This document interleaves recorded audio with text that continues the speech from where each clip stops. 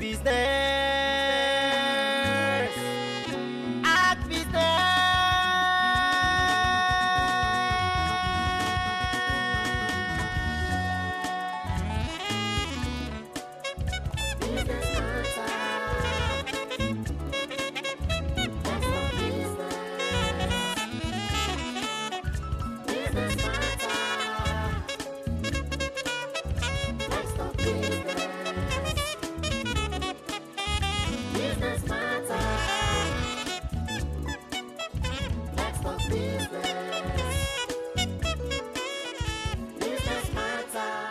Hello viewers, you're welcome to your program Business Matters, where we x-ray every concept of business that can help you to be profitable.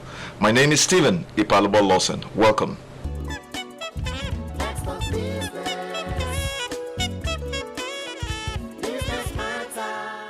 The world of business itself is faced with a whole lot of challenges. Sometimes it's not just about profit, it's about working with the government to provide employment. How well are we doing in that area is something that begs for a lot of answers. Let us have a business update.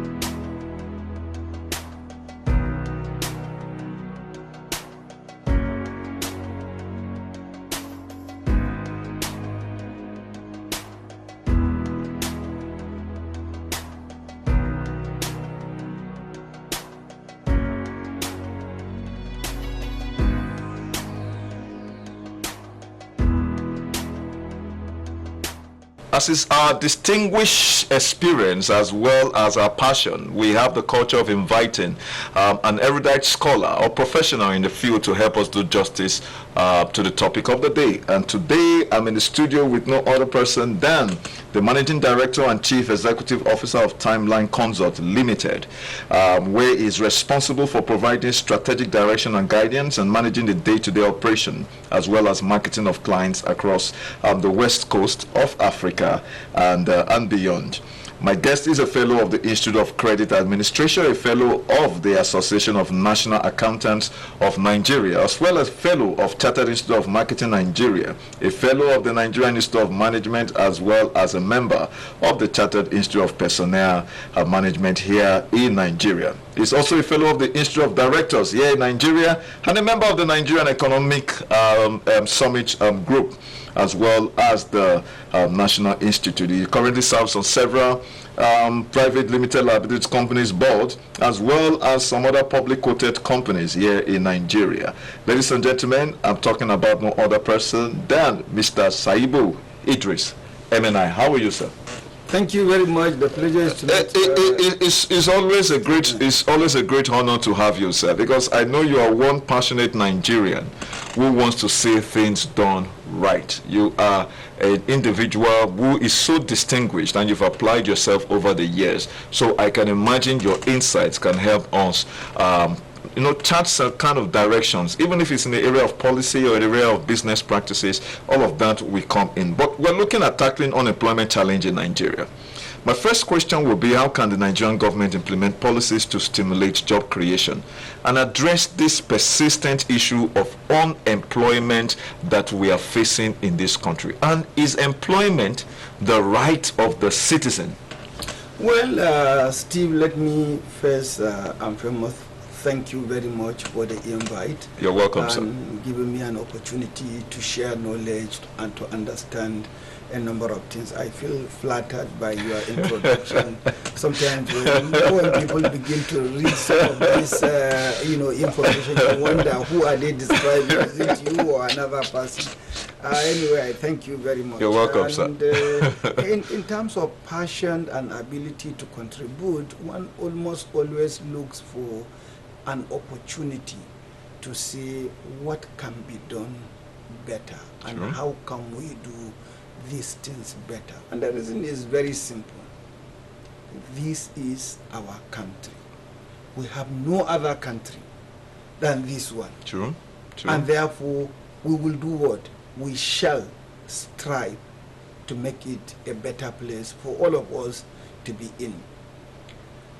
Unemployment, one surprising thing that I find missing, and indeed I'm amused with the fact that successive governments come in and go without necessarily having a coherent policy to address squarely our issues. When you dimension a problem, like the English people say, a problem identified is what? Is a problem solved. True. 50% of solution of any problem is its identification. Now, yes, the National Bureau of Statistics, MBS, decided to rebase, if I may use the phrase, the basis of calculating unemployment. When we were calculating unemployment using the usual mechanism of calculation, unemployment in Nigeria was somewhere in the region of 33–35%.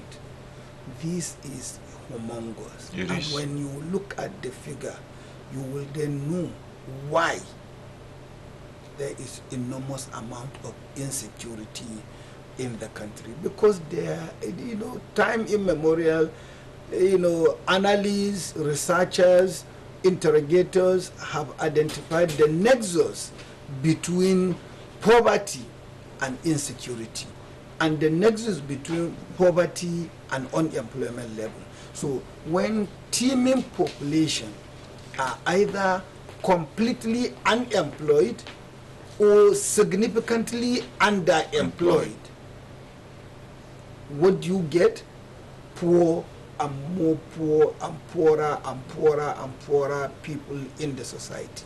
And the poorer the granularity of the populace become, the higher the insecurity level. There are areas that you can see a marked improvement. Okay. And I can give you that without necessarily digressing from the subject matter.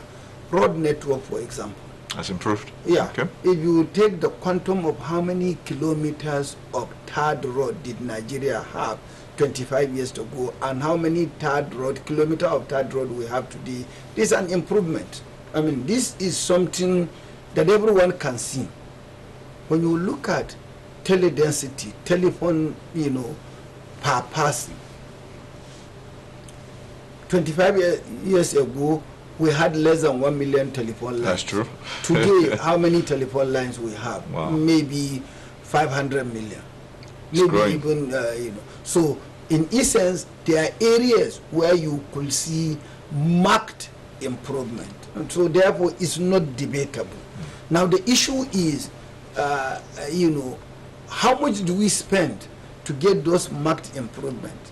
How many areas did we not get even a single improvement? In terms of number of universities, for example, you will say there are more universities today in Nigeria than we had 25 years ago.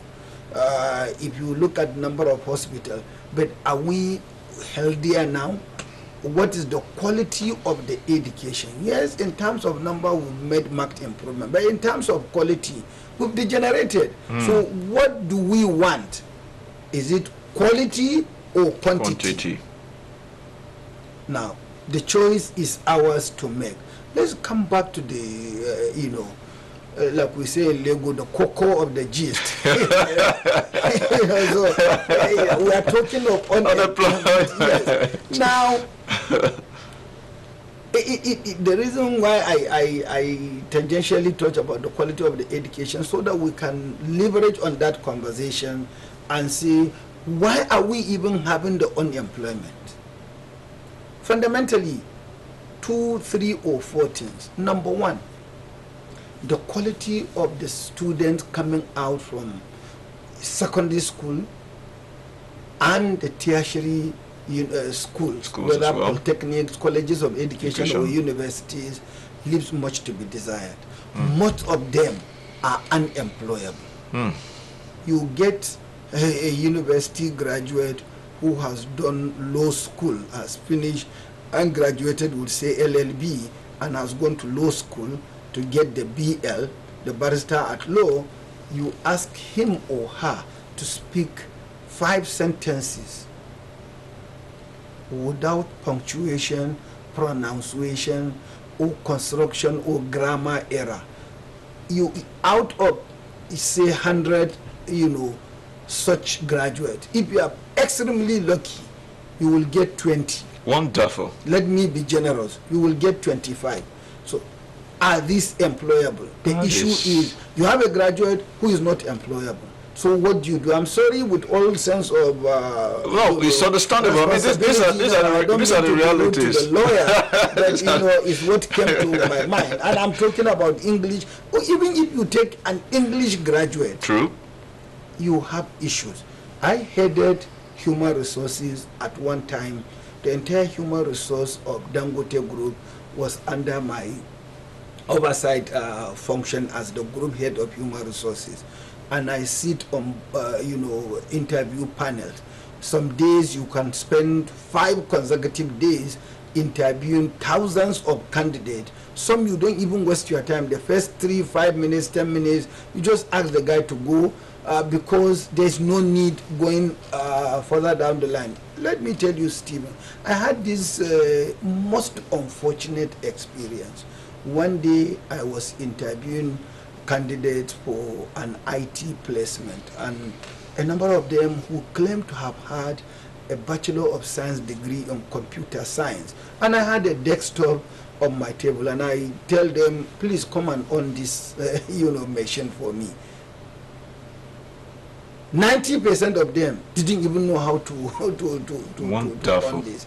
And you said so are they really unemployed, or they are just not unemployable? Now the issue is we need to go back to the drawing board. Skills, as opposed to just theory. So the educational system itself is what is actually feeding. Is part of the. I wouldn't say the system. I think it's the operation of the. We are, product of that system. And we are where we are. Yeah, but the standards in those times and those days are obviously different. So we have some of the best universities where we had foreigners coming into. The issue is we've lost the bus. We've missed the bus at a certain point in time. Universities were appropriately and adequately and timely funded in the olden days. Let me pause you, sir. We're going to go on a short break. As soon as we're back, we will continue this conversation. Viewers, stay tuned, and Business Matters continues after this.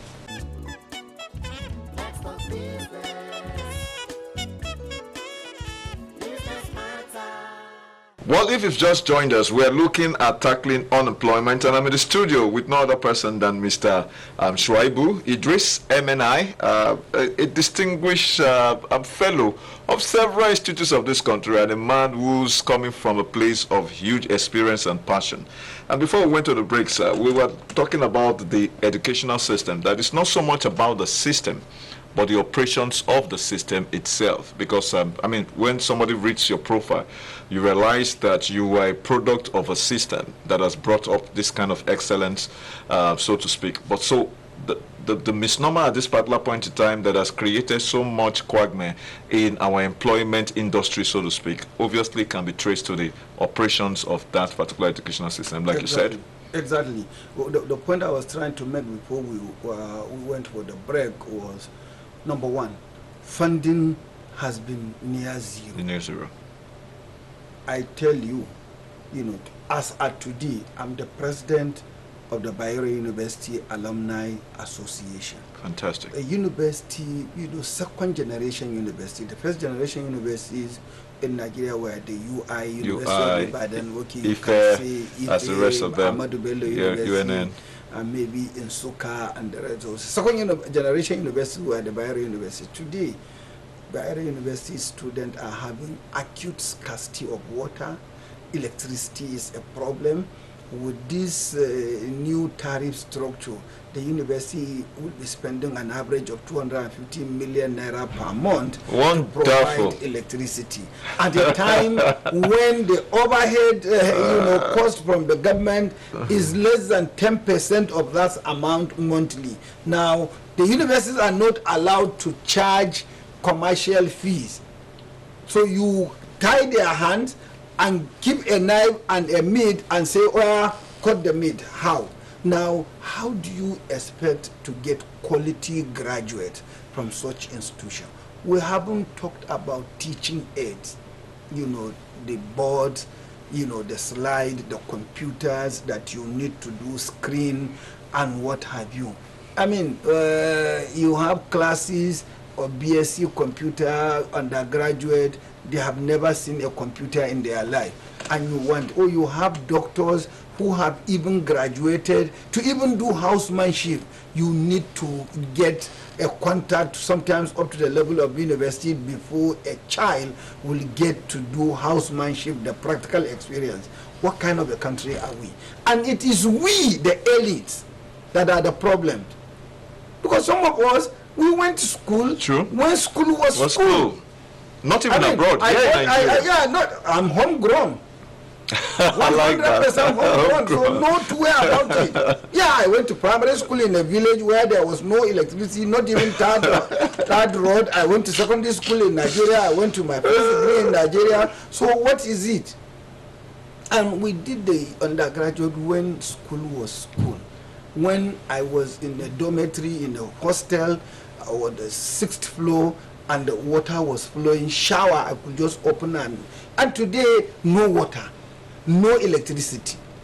The teachers extort money from students because the salaries of the teachers are near zero. The houses, the residential apartment for the teachers is not well maintained. So you expect teachers to do well to students when you that employ them are not doing well to them. So it's a catch-22 situation. No. When you see the issue of the quality of education, particularly the quality of graduate, you also have to ask yourself, like I keep saying, why wouldn't government, successive government, and indeed future individuals that will be our leaders come up with a policy that, okay, today when I am going to be elected as governor or local government chairman or president, this is what I intend to do in terms of, say, unemployment level.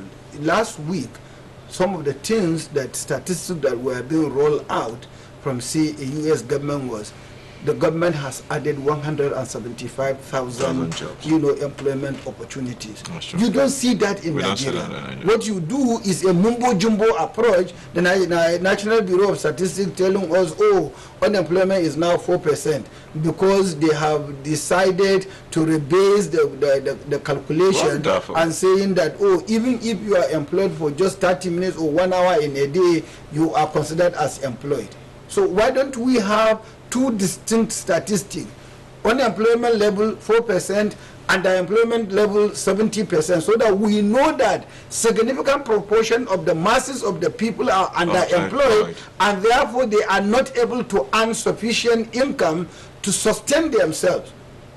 And we have statistics that shows on the average in the last 6-7 months, not less than 60-70 million Nigerians have again falling below the poverty line. And why are they falling below poverty line? Unemployment. Now, unless otherwise we magnify this problem and we take it as serious, and then we re-establish the nexus, the connection between poverty and insecurity and between unemployment and poverty, we will continue to be just swimming against the tide without necessarily having a solution to the problem. Let me ask you this. We see so much of these challenges, as the case may be, but where does the role of entrepreneurial development as well as vocational education come? Thank you very much for in that helping question. to address at least Thank you very much for that question. Let me be a bit at kindergarten level in terms of entrepreneurship development. I had a situation where in Lagos here, a lady came to my office and kept coming to ask for handout. And I said, Madam, listen to me carefully. You need to use your brain. What do you mean? I can't think. I said, look, you need to do something business. And I asked her from my Tafawa Balewa Square office, I said, take a walk on Igbosheri until you reach Obalandi. Just go with a paper and biro. Every business you see, write it. So she did what I call a census of the businesses that are available there. And by the time she came back, she said, oh, she saw majority of the little businesses were selling bole, roasted plantain, as well as peanut. I said, then it means that business is selling. And I gave her 25,000 naira, go and start this business. Today, she is supplying several supermarkets. Wow. And I asked her, make sure that you distinct yourself. Roast your peanut with sea salt, because those who are high blood pressure patients are not expected to be consuming so much salt, but they can consume sea salt.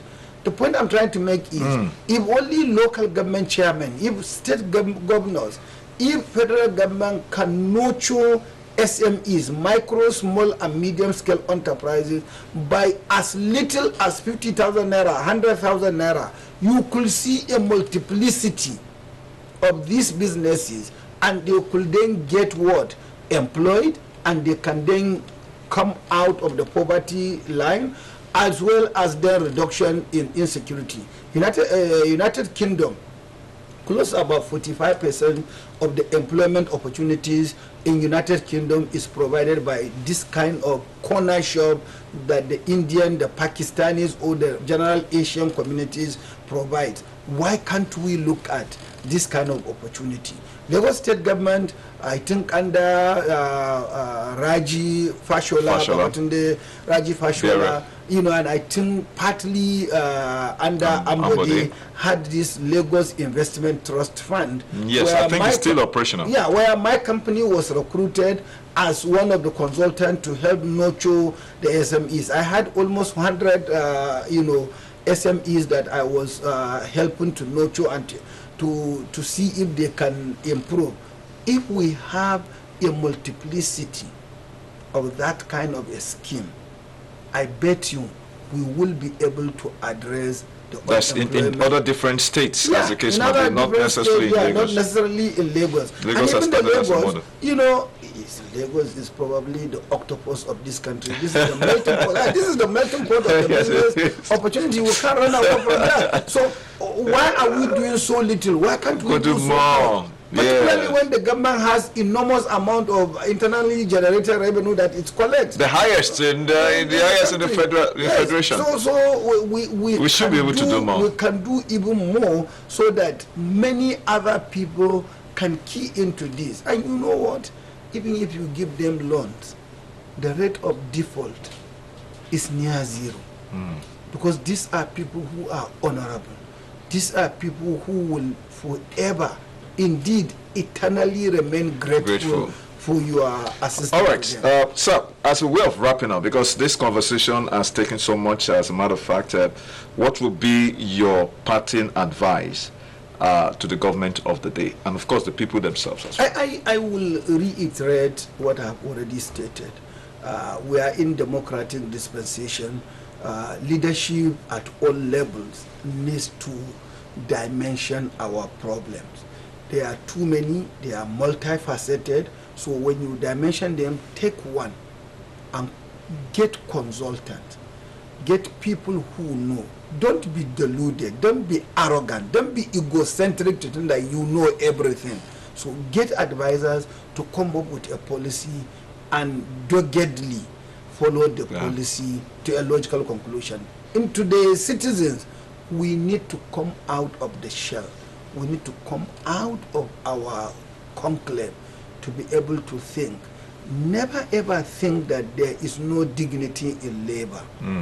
You may be roasting bole, you may be, frying akara or what have you.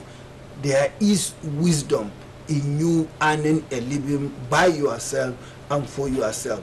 That way, Rome, as they always say, wasn't built in a day. Aliko Dangote started business with half $1 million given to him by his uncle, and he was trading used items. He was buying from the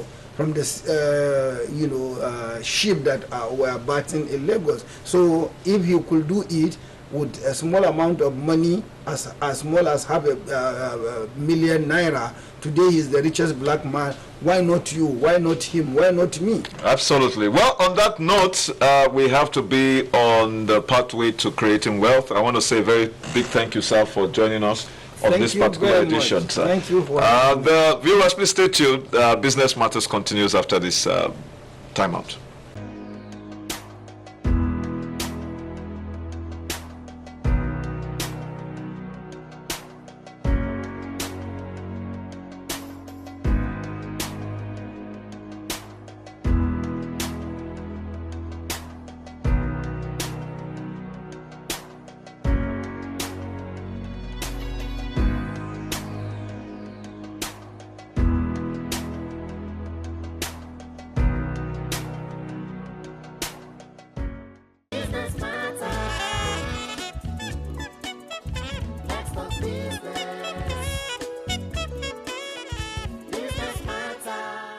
Well, there's so much we can take on this particular edition of the program. Remember, you can do something, as well as government understanding that when we dimension our problems, we should be able to focus on what we can be able to do, and then have a consistency in terms of the policy direction, so that we can measure growth and development with statistics that can be well depended upon.